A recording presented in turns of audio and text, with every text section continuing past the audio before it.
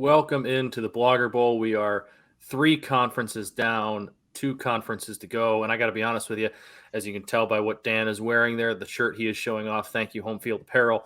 Phil and I just debated not showing up for this one and just kind of letting Dan do a solo 40 minutes on Texas football. And I think that would have been a pretty darn entertaining show. But we will get into the rest of the Big 12 here. But I do want to start off this show, Dan, by just asking you, 5 or 6 touchdowns thrown week 1 for Quinn Ewers against Alabama. Well, that's week 2. I'm leaning 6. Week 1's Louisiana Monroe, where he might throw 4 or 5 touchdown passes against that shit team. But Alabama, trust me, when we get to our week 2 show, you can go ahead and mark down 15 minutes to let me riff on how basically Texas's athletic department's hubris is writing checks that the players' asses can't cash in playing that Alabama game, which they never should have scheduled and they should cancel. Nevertheless, when we talk about the Big 12, my working theory on the conference this year is like when we did the other ones that we've done, the SEC 2 teams can win that league. The Big 10 1 team's going to win that league.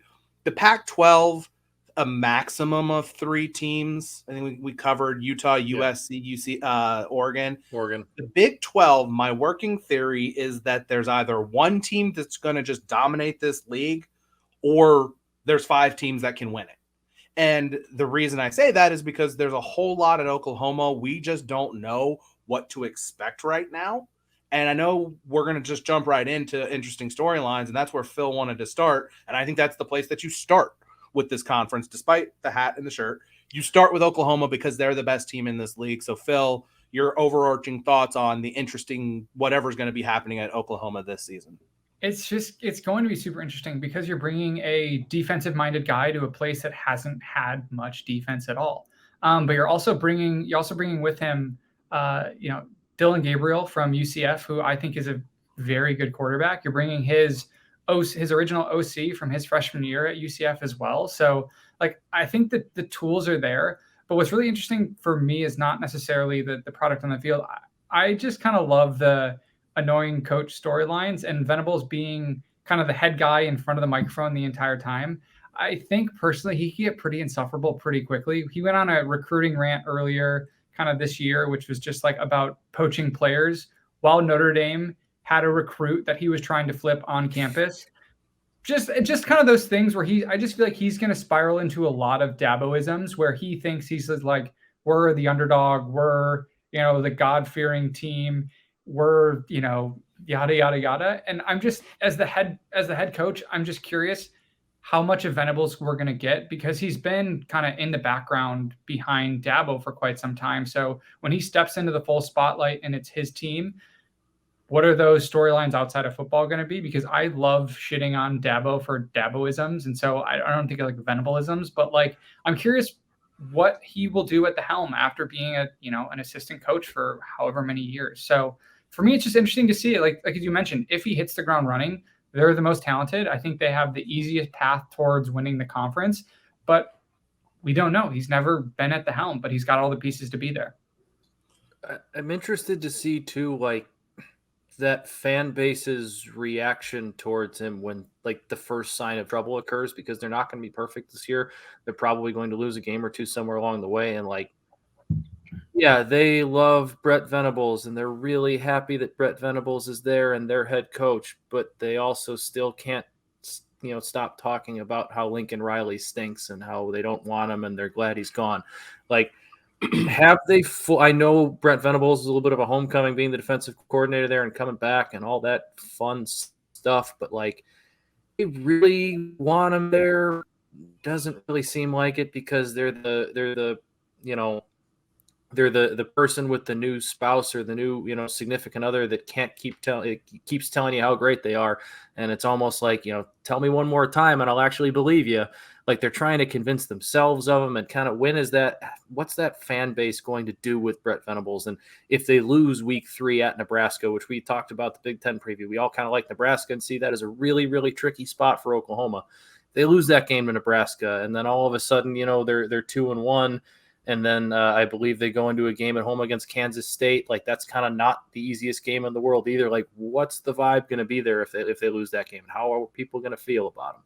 and you go from like your like smoking hot girlfriend wearing like Jordans to like your dad with the cell phone clipped and some Air Monarchs. So like I think Venables people see as like that safe option there, but like I don't think the excitement's going to be there, man. I think you nailed that. Just being like, we got our guy, you know. So he's not going to be bad. He's not going to do a bad job. But yeah, but like, are they?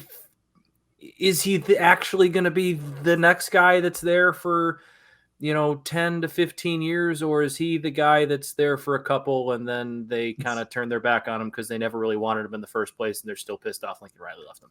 I don't know. I think you guys are misreading the situation here. Okay. All right. You mentioned that Oklahoma fans are pissed off about the Lincoln Riley thing, and that's totally like, yeah, that's the truth. All right, but how long had Brent Venables been a coordinator? For a really long time. Like he coached under Bob Stoops at Oklahoma before going to Clemson under Dabo. This is a guy who could have had just about any job he wanted that had come open over the past 10 years in college football and waited for the right opportunity, and this was the right one. Oklahoma just lost a coach who did not want to be there. He very clearly did not want to be there. So they went out and they hired a guy who really wanted to be there and come home. I think he's the right guy at the right time for that program. I also think when you hire a defensive-minded head coach, you need to make sure that the offensive coordinator hire is a good one. And as Phil mentioned, I think the Jeff Lebby hire is a good one. Now, love that hire. There is some question about whether or not that was Brent Venables' preference or if that was something that the boosters kind of went over his head and did, because Jeff Lebby is an Oklahoma alumnus. I don't necessarily know that Brent Venables wanted to run that offense because, I mean, this was the Ole Miss offense. This is an offense that does not slow down. This is an offense that runs tempo. And if you're a defensive-minded head coach, I don't care how good your defense is. If you're on the field a lot because your offense is either scoring or giving the ball up one way or another, it makes it hard to implement what you want to do. That said, Dylan Gabriel's very good. This offensive line wasn't great last year. Wasn't really Oklahoma's standard of an offensive line. They're usually really good up front. They weren't great last year. Their skill position group is thin. They're going to need Mims to come back healthy and be really, really good. But if things click there, this is going to be a team that's going to win this league because there's only one team in this conference that recruits at the level of Oklahoma and recruits a little bit better than Oklahoma does, and that's Texas. And the just instability that Texas has been dealing with so much really doesn't make them I would say, serious contender to win the league right now. I think that they might be building something and getting there soon, but like in 2022, probably not. But like the Oklahoma States, the Baylors, the Iowa States of the world, those programs, they build, and they get to a point where they play really well. They have a great season, and they just don't retool. They don't reload as quickly as a team like Oklahoma can. So they have that advantage. And that's why, to me, if everything clicks in year one, they're going to win this league. If they don't, like I said, it's going to be a little bit more wide open than that. Yeah. So I guess we'll move on to mine, because if it's not Oklahoma, the most interesting storyline in the Big 12, that might be the most interesting storyline in the Big 12. No, even with Oklahoma, the most interesting storyline in the Big 12 is Texas. It's Texas not even back. close. And if you fellas will allow me to take this one for a walk for a minute, I've got this one now. No, I'm just kidding. I'm gonna go hop in the shower real quick. You take care of this. Maybe you shave guys, a little bit. Whatever you need to do. You guys need to go. Like I said, go for a walk. Phil, if you need to go feed the baby, I'll take this one for now. No, here's the thing. Okay, I'm generally a pessimistic sports fan in general. Like, I'm an Atlanta sports fan. Like the Atlanta Braves, what they did in October was awesome. I'm really happy, but like I was raised to expect the worst for my teams. I'm a pessimist by nature. And yet after a 5-7 season, like I don't think people realize how close that Texas team was, no lie, to being like a 9 or 10 win team with a functional offensive line last year. That's a team that probably doesn't blow those 3 leads against Oklahoma, Oklahoma State, and Baylor. Like they're able to sustain drives, keep their defense off the field, and they're going to win games. But that's the problem. So here's the issue where Texas is right now. Texas recruits at a high level, except in the years in which they're turning over their roster because they've fired their coach. Texas has undergone 3 coaching changes in the last decade. And what ends up happening is the recruiting class that last year under a head coach suffers, and then you have attrition with those coaches. So Texas has really struggled to build quality depth throughout their roster. There are certainly pieces on this roster that are very good. Bijan Robinson, very good. Xavier Worthy, probably a top 10. I definitely think maybe a top 5 receiver in college football. DeMarvion Overshone, one of the best linebackers in college football. Like, there are talented guys on this roster. Quinn Ewers, supposedly talented. Little concerning that you would have kind of hoped he would have just won the quarterback job, not like was preordained that he was always going to be the starting quarterback. It does not appear as if it was super convincing that he won this job. But they were really bad up front last year, in particular on the offensive line. Like, we talk about like needing to play good defense, needing to be able to have an offensive line. Texas's defense was atrocious last year. The offensive line was bad. And so they do, and I will give Sarkisian credit, like he realized, hey, the offensive line sucks. So they paid a lot of money in NIL to go get a great recruiting class. But Kelvin Banks, who was the number 3 offensive tackle in the country, Devin Campbell, the number 1 inside offensive lineman recruit in the country, they're running with the ones right now. Texas is going to be starting 2 true freshmen on the offensive line. They're going to be starting a true freshman at left tackle this year. So good luck trying to defend Alabama with that. They, in a scrimmage either this past weekend or the weekend before, they lost Junior Angalau, their best returning offensive lineman for the season with a knee injury, and Isaiah Nair, wide receiver transfer from Wyoming, who was a big play guy, 20 yards per catch, 12 touchdown guy at Wyoming, a school that doesn't throw the ball. Like, that's how good he was last year. And they just don't have the depth behind those guys to really make a difference. If they suffer injury problems, they're thin in a lot of spots, and they've just got to, there's just like a lot of growth that has to happen there. They weren't good at anything on defense, couldn't stop the run, couldn't rush the passer. And because Texas is perpetually weird, the Pete Kwiatkowski hire seemed to be a good one. Like, people were really high on that hire when they hired him to be the defensive coordinator last year. The defense stunk. And let's not forget who's a special defensive assistant for the Texas Longhorns this year, because if you can beat them, I think 7 out of 9 times, then join them. Gary Patterson is a special assistant on the Texas defensive staff. You mean to tell me if this defense is awful again this year through 4, 5, 6 games, there's not going to be some sort of pressure to make Gary Patterson the defensive coordinator? It's just a place that is perpetually weird. There's good talent. There's just not a lot of depth on this team. And it's hard to imagine everything coming together for Texas in the right way. I think Arch Manning is going to bring with him a great recruiting class. Like, he committed and suddenly Texas's recruiting class jumped into the top 5. The recruiting class they brought in this year was top 5, but we talked about it with teams like Texas A&M. You can't expect true freshmen to come in and change a program that same fall. That's where Texas is right now. It's a program that's got talent. It's a team that's going to underachieve. It's a team that's got weirdness going on. I think the win total, I think, is 7.5, 8. Like, cool. They could be 6. If you told me they were going to go 6-6, you told me they're going to go 9-3, I'd believe it. I think anything, 6-6 is not good, but it's better than it was last year. It's not good enough, and probably buys Sark another year. But I don't think that there's enough high-end talent up and down this roster and depth for them to win enough games to win the Big 12.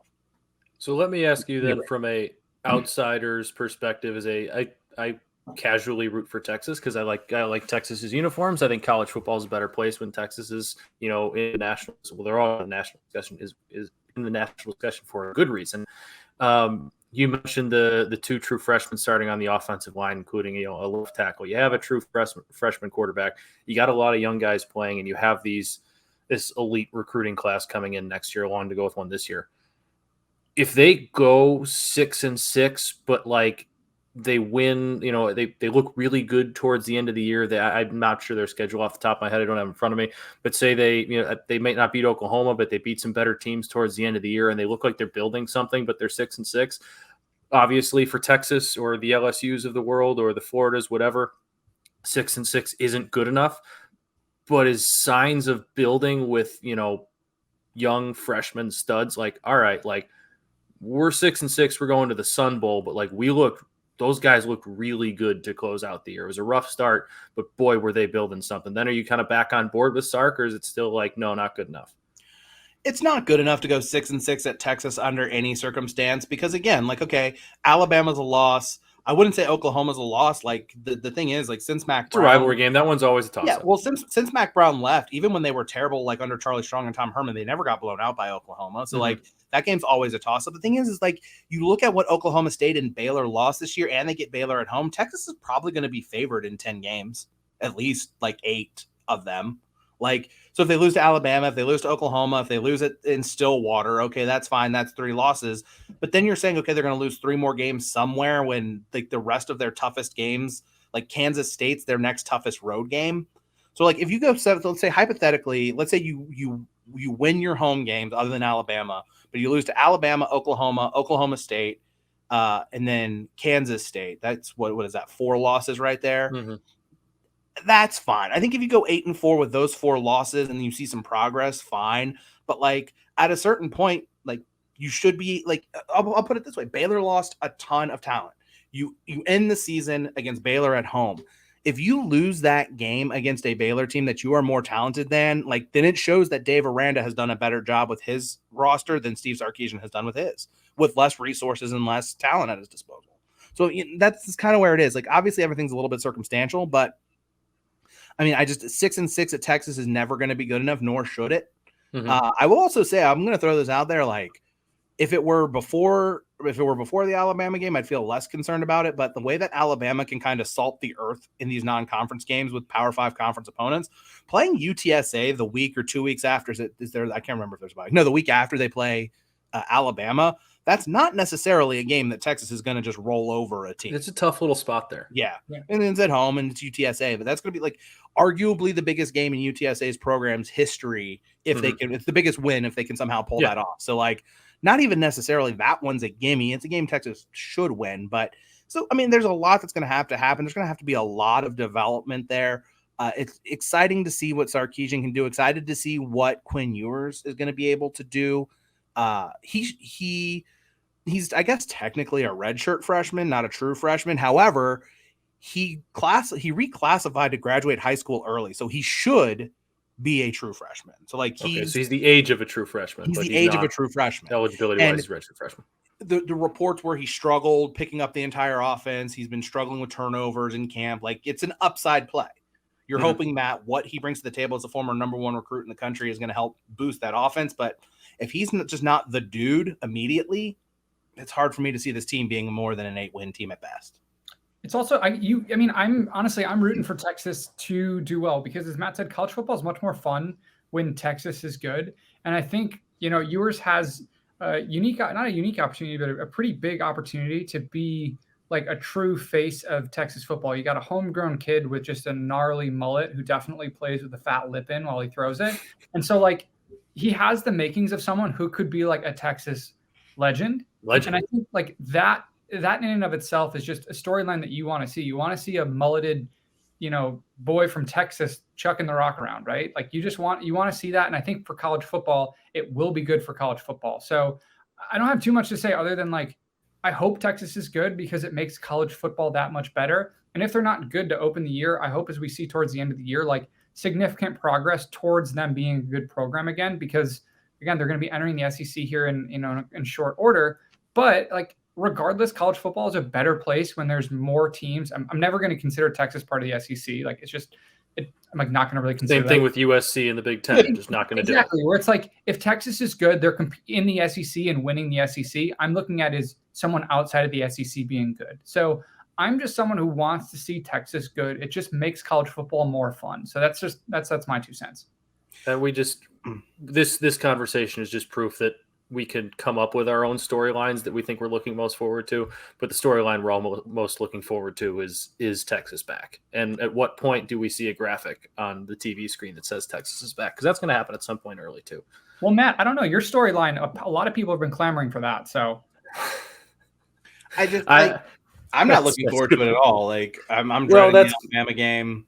I'm dreading the impact that Alabama game is going to have on them because, like I said, I mean, how many times have we seen Alabama? I mean, thankfully, this one's not one of those neutral site games. It's in Austin, which is going to just make it way worse. By the way, I'm going to talk into my camera right now, and I'm going to talk to the executives at Fox Sports right now. They need to stop promoting the Texas-Alabama game like it's a Marvel movie, like it's this great clash of like Titans or whatever, or like Game of Thrones or whatever. They need to promote this game like it's a horror movie because that's what it's going to be. It is going to be ugly. There's going to be blood all over the field, and they should be promoting it like it's a horror movie instead of like this fantasy, epic, science fiction, whatever, action adventure movie. That's what it should be. Nevertheless, I'm done. Matt, you're a pessimist, really? It's not that I'm a realist. It's are we going to deem this the Orange Wedding? It might be. It very much might be the Orange Wedding. I think that's how we need to preview it. I feel a little bit silly going here, but we talked about it in the Pac-12, and one of the things I love as much, if not more, than college football is bad college football. And I am, not to bring up bad memories from last year for you, Dan, but Kansas is this. I'm very intrigued to see if is Kansas back? Are obviously not going to an Orange Bowl this year? They're not going bowling, but they've been such a laughing stock for the last however many years, and then they go and get Les Miles, and then they think that they're going to be not back, but a bowl team again and going 8-4, and then that just goes so horribly wrong. And he's a terrible person. And then last year, I was not rooting for them to beat Texas, but that win just kind of that feels like what could be a momentum shifting win, like a program shifting type win that kind of gets them back on the right track. And again, their right track is different than so many other right tracks. They're the end of their road if they're on the right track is 8-4 or 9-3. But it just seems like they got some good things building there. They played some really good games and some good teams pretty tight last year. I really like Lance Leipold. I'm a big Maction guy. If you guys didn't already know that, I love Maction. He was great at Buffalo. Before then, he was at Whitewater, and I'm a D3 guy, so he was just absolutely fantastic at UW Whitewater, and I kind of root for those guys, so I'm rooting for him. Obviously, if he does too well, he's probably out and going somewhere else, but I don't know, the Big 12 needs some stories because the two big dogs are about to leave, and I don't know, I'm hoping that Kansas is one that can give us some good games and shock some teams and maybe give Oklahoma State or a Baylor or an Oklahoma or not a Texas. I want Texas to win that game by 40 this year, but everybody else a run. I'm interested in watching them. I'm interested in seeing, can they go from, 2 wins to 3 or 3 wins to 4? And they have a lot of talent coming back. They're bringing back most of their offense, and it's intriguing for me to watch. And people are asking, is Kansas a football school? So it's only They just need one national. They just need the next national championship. They didn't get the last one. They just need the next one. Then we'll start having that talk. I mean, remember what was 2006 where Kansas was ranked number 2 in the country? The 2007 chaos season. Yeah. So it's South Missouri Florida, Big 12 West championship Virginia. game. It was Missouri and Kansas played that one Big 12 championship game. So again, no, they didn't play in the Big 12 championship game. I think, or was the last game of the year, maybe something like that. It was the border civil war, but border war in those days because of political correctness. But no, they were both 10-1, I think, going into that game, or undefeated going into that game. Kansas ended up in the Orange Bowl with the great picture of Mark Mangino standing next to the Orange Bowl mascot. Missouri got screwed out of it. Missouri won the game, lost. It was Missouri beat Kansas, lost to Oklahoma in the Big 12 championship game. You're right.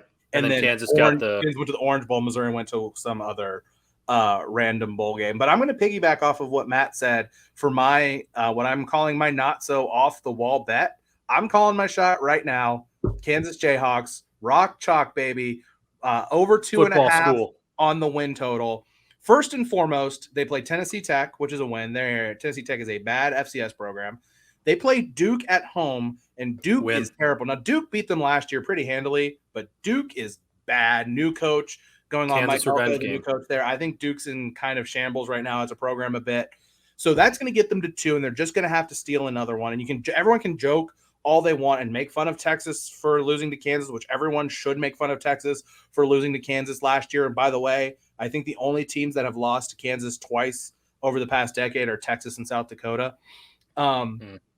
So, but let's not forget, this was a program who opened their gates in the 3rd or 4th quarter to let fans back into the stadium when they played Oklahoma last year, because they had Oklahoma on the ropes. They ended up losing by 13, but that was the game. I talked about it when we did our Pac-12 preview with Caleb Williams, the play where they got stuffed on 4th down to give Kansas the ball back, and then Caleb Williams ripped the ball away from the running back and ran for the first down to help put that game away. They were really close to winning that game last year. Their last 2 games, I think it was, let me bring it up here, West Virginia, and where did I have it? Hold on, I lost it.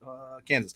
TCU and West Virginia at the end of the season were 1-score games. This was a team that played a lot better. And on the Lance Leipold point that Matt made, let's also not forget, he took that program over after spring practice, towards the end of the spring. He did not get a full entire offseason with that program because they had the Les Miles shenanigans, and they kind of pulled the trigger late on that, and he got a late start there and got them playing a lot better than they had any right to play last year. Jalen Daniels took over at quarterback late in the season. He's a young guy who is very raw, but if you watch that Texas game, he's got some ability. And if you have a quarterback who's got some ability, a coach who knows how to build a program from the ground up, you got something to work with. I agree with you. They're not going to ever, hard to imagine at least, even like with Oklahoma and Texas leaving and Cincinnati and Houston, all those teams coming in, that Kansas is going to be a New Year's Six bowl contender again anytime soon.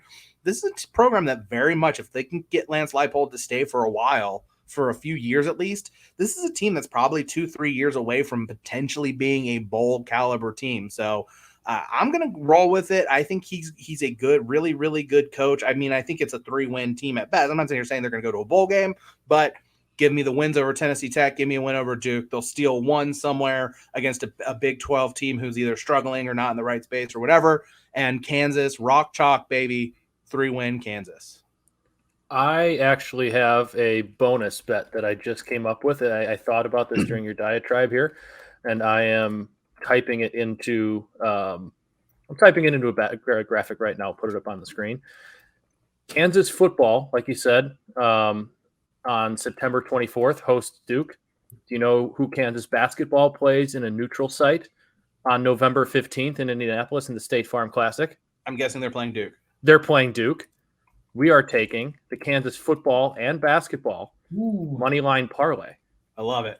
Against Duke. Is there a look-ahead line out for that Kansas-Duke game already?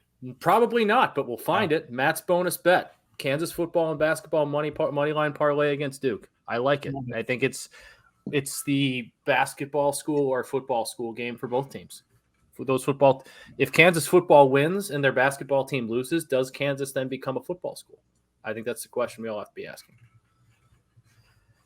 I think the answer is yes. So what is your actual non? Oh, I forgot I have a real bet. You do have a real bet. I just want to make that my bet now. No, I am. Go ahead, put it up. I wasn't going to let you back out of it. Here we go. Go ahead, put it up. There you go. I'll go West Virginia for 5.5 wins.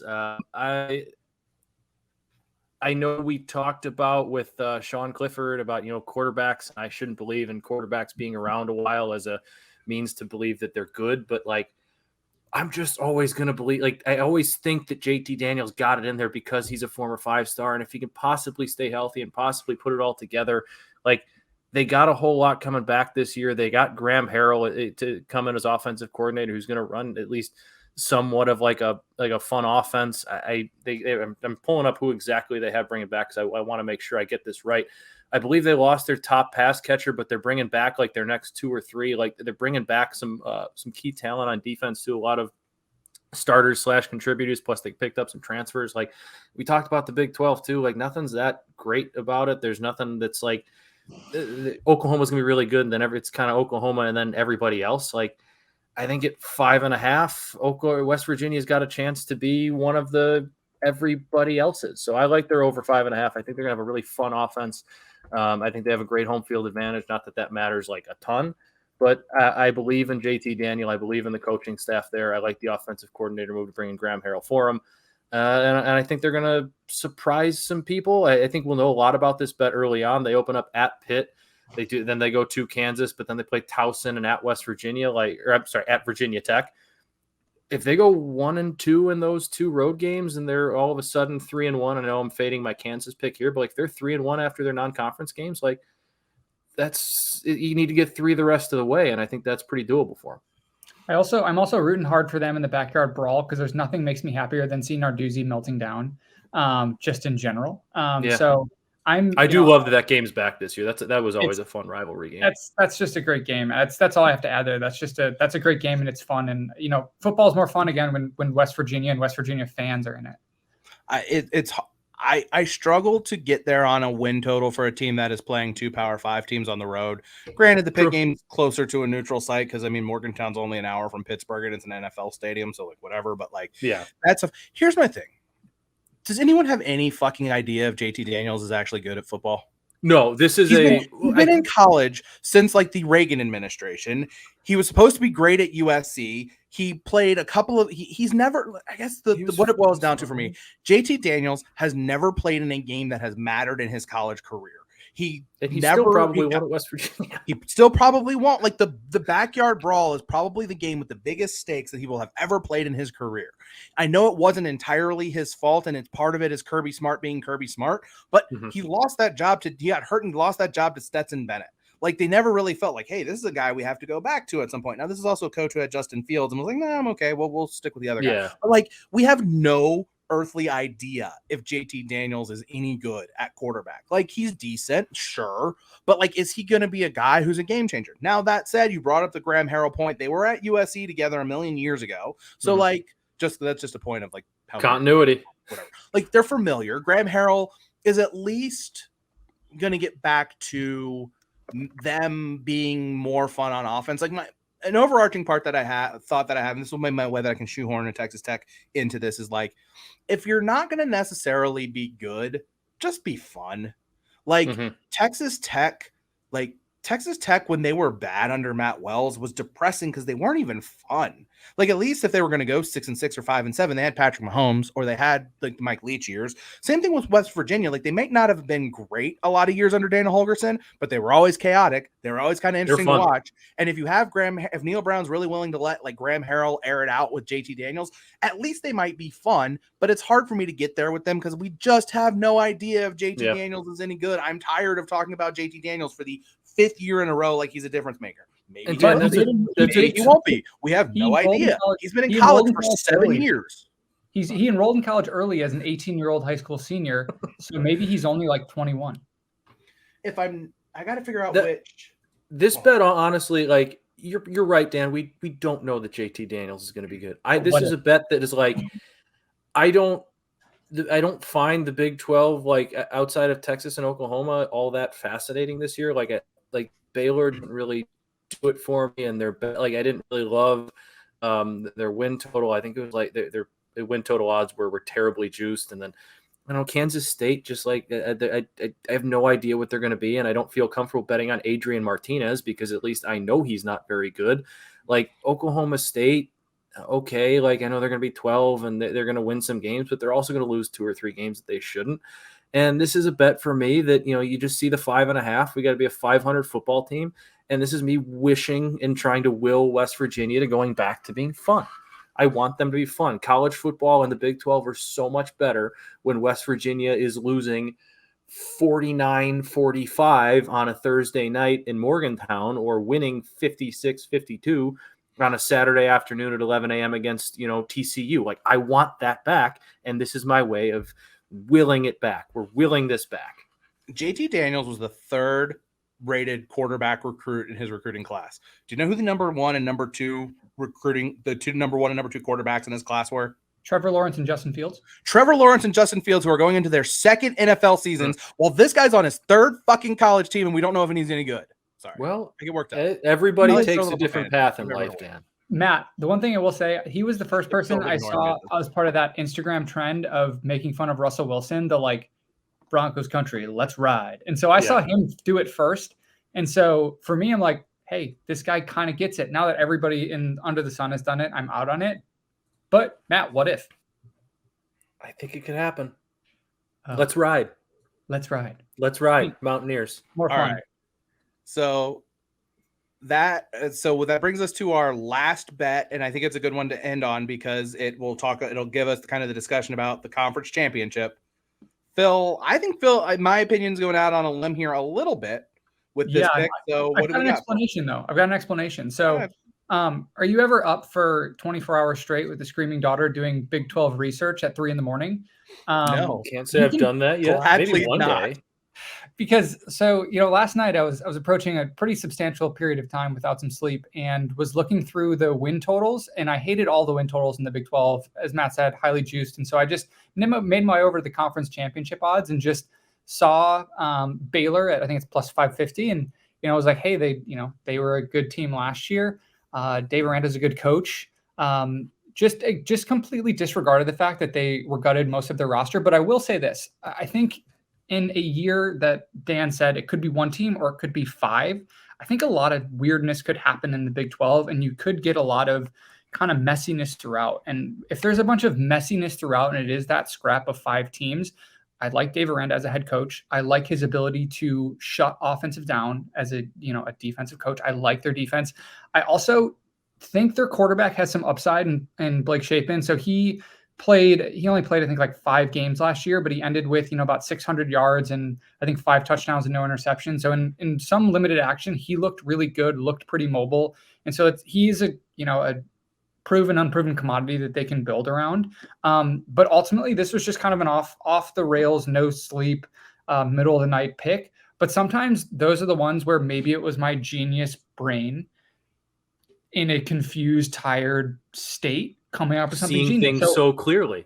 It almost made things too clear for you that you saw. At the time, I'm like, this makes total sense. This is a good money pick. And then as this show was going on, I was kind of like, where was my, like, I did research, but I don't know what happened to any of that research. So, but kind of with those things, when something like that pops into your brain, if you remove it, it will happen. So I'm just going to keep riding with this one. Interesting. I do have to say, Phil, one other thing you have going for this is a dead mascot season for Baylor.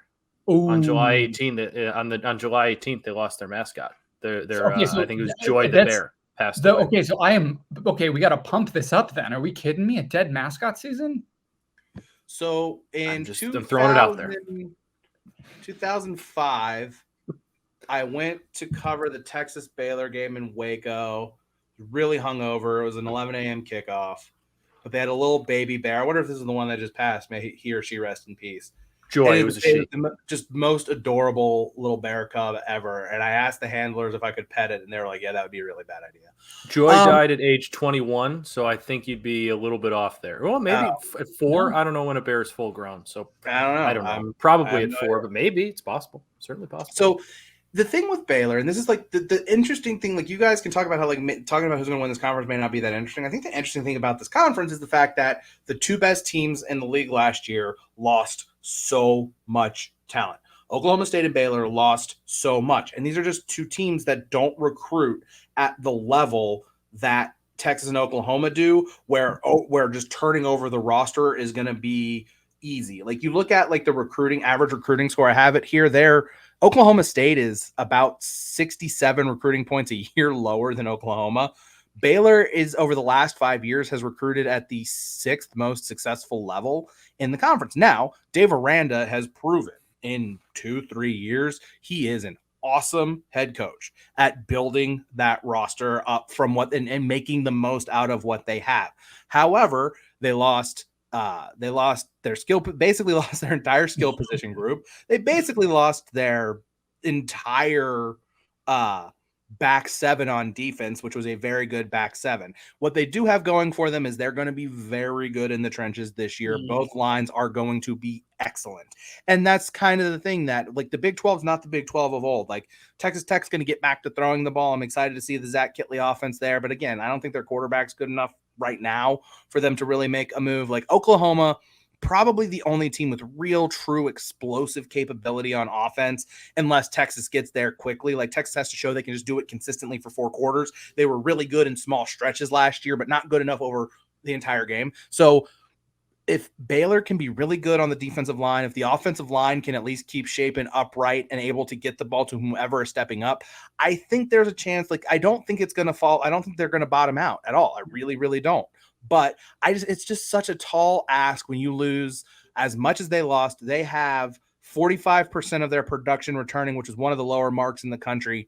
It's a tough ask, but let's not forget, this is also like, this is the dumbest. Oh, by the way, haven't mentioned, by the way, another pet peeve of mine, because this is my conference, the dumbest conference in America, the literal dumbest conference in America, a conference with 10 teams in it, all of who play each other. They do a true round robin, but because Baylor and TCU get left out of the playoff one freaking year, they're like, oh, well, we have to go add a conference championship game back to the mix, when no, you don't. The regular season can prove to you who the best team in your conference is. Nevertheless, yeah, is it possible that, let's say they play Oklahoma, they lose to Oklahoma, but they end up in the conference championship game and win it? Sure. I mean, it's kind of the chip in a chair thing, right? Like, you end up in the conference championship game. The thing that I guess talking myself into Phil's bet here is, I mean, Oklahoma State lost a ton.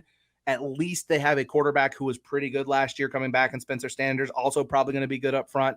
as a team. Texas, who the hell knows what's going to happen there. I mean, a lot of people are really high on Kansas State. I will say this, like, it's a Chris Kleiman offense, which means that they might ask him just to run the ball and not throw the ball because he's a North Dakota State disciple, which might help him.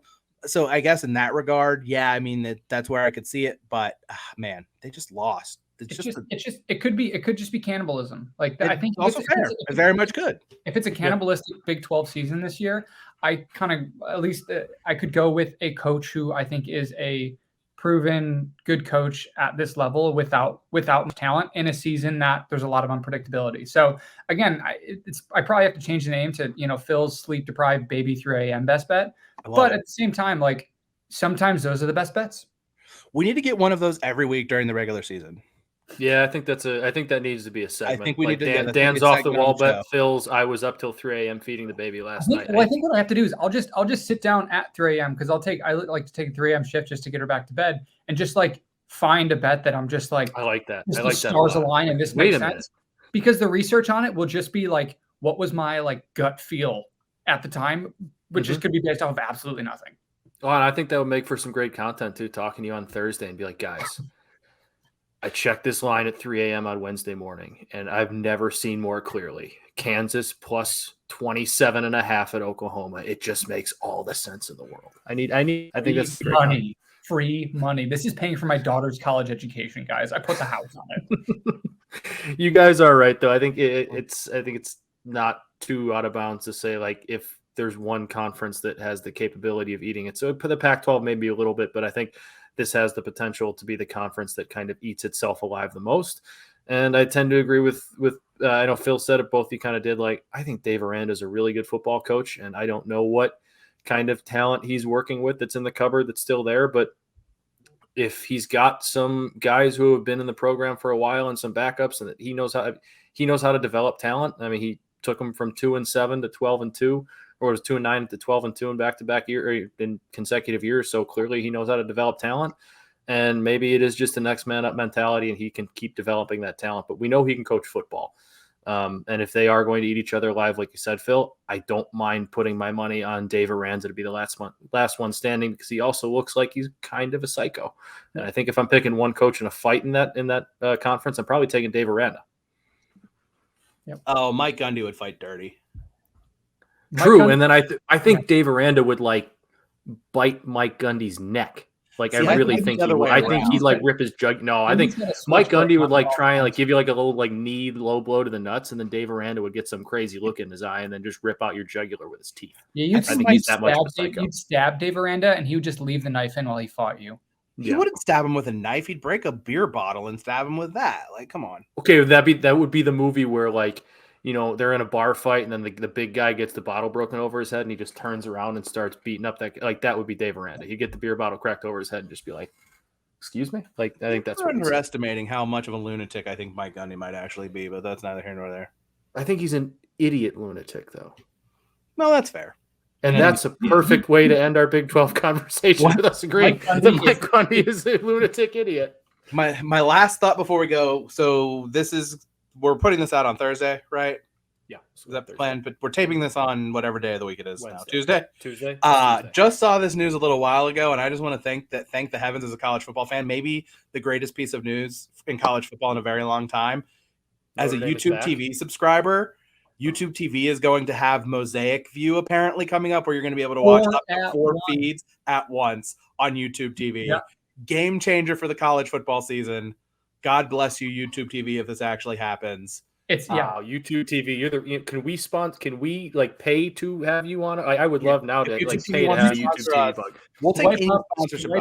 Swipe up YouTube TV. I will take any kind of sponsorship money.